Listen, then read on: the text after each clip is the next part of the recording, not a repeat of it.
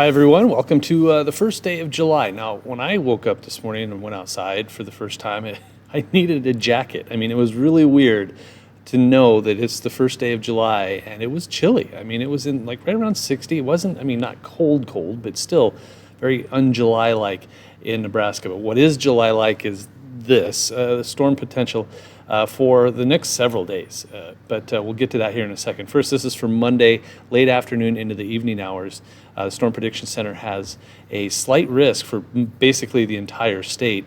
There are some green patches there for the marginal risk, the level 1, for the southwestern panhandle and southeastern Nebraska. But for all intents and purposes, we all have this slight risk chance for severe weather. What does that mean? Well, this is your big area of the potential for a tornado.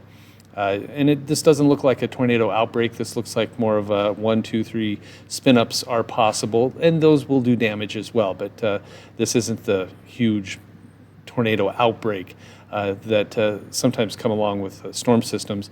But yes, there is definitely a potential for a tornado. 1 or 2 could be on the strong side, so we'll keep an eye on that. But there's a few things hindering the potential for strong tornadoes, and I'll show you that in a moment. First, large hail. Also, basically, the entire state has a chance of seeing some quarter to maybe an inch and a half in diameter hail. Damaging wind seems to be the higher potential here. We're talking about basically the southern half of Nebraska has the potential for winds in excess of 75 miles per hour. So that'll do some damage. Tornadoes and straight line winds do the same kind of damage, and this is kind of that potential as well. So we're going to look at the instability first. We have some out there, especially for basically central and south central Nebraska, where that tornado risk was located at. So I can go back to that real quick and show you that this is your area for the tornado risk, right? That's that area from North Platte to Lincoln, almost O'Neill. Okay, let's go back to the Cape model. Bear with me. There it is. Kind of that same area, right? So let's put this into motion. And this isn't crazy. I mean, right there kind of gets high there for Grand Island into southeastern Nebraska, just west of Beatrice. That's around 7 p.m. But by the time you get to around 9 p.m., it kind of wanes a little bit. It kind of lowers a bit, but it's still there. I mean, there's definitely the instability is around. That kind of fades away as we get towards midnight, 1, 2, 3 o'clock in the morning. Still some instability in eastern Nebraska, which lends itself to the potential for some strong storms overnight into the very early morning hours. So here's Stormcast for you. This is 5 p.m., and this is basically going to move from west to east. You can see the storms in the Panhandle and also towards North Platte and McCook.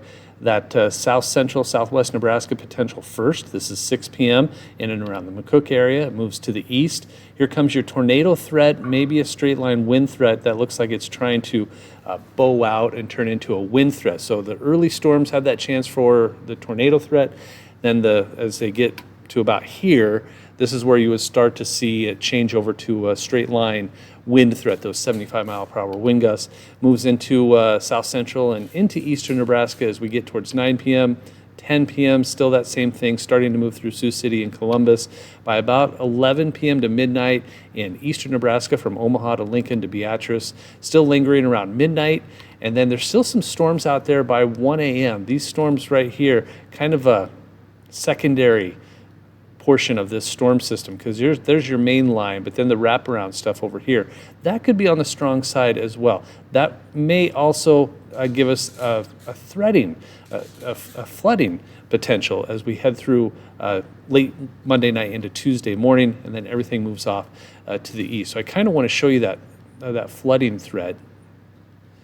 And let me get that graphic here. It's right here. So that secondary wave was kind of north and west of Omaha. That makes sense for this area right here. So there you go. There's your flooding threat. So that potential for flooding does exist from about Grand Island, Lincoln north as we head through into Tuesday morning. Now, fast forwarding to Tuesday, speaking of Tuesday, there's also another threat for severe weather. There's a threat every day this week. It's just incredible.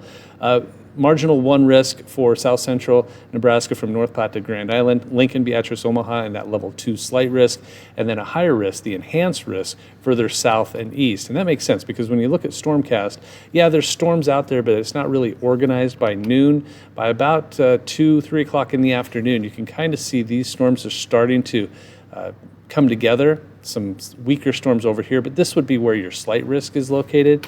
And then as we head into the afternoon hours, you're starting to see this line up and head towards that enhanced risk. And as that happens, I think this area will have your better chance for severe weather as we head through Tuesday afternoon into the evening hours. And you see further east into Iowa and Missouri, the storms are really starting to get strong, but they're out of the Nebraska area by about 4, 5, 6 o'clock Tuesday afternoon. And then that's about it. Here's your Wednesday. Yep, another risk for severe weather, basically starting in western Nebraska, moving east.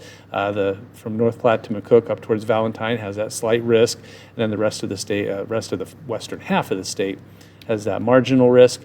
Severe weather on Thursday.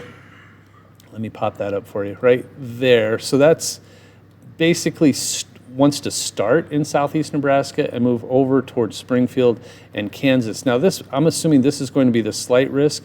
Wouldn't surprise me if like an area like this has, like in there has your marginal risk, like your level 1, the green area, but we're a little too far away for specifics.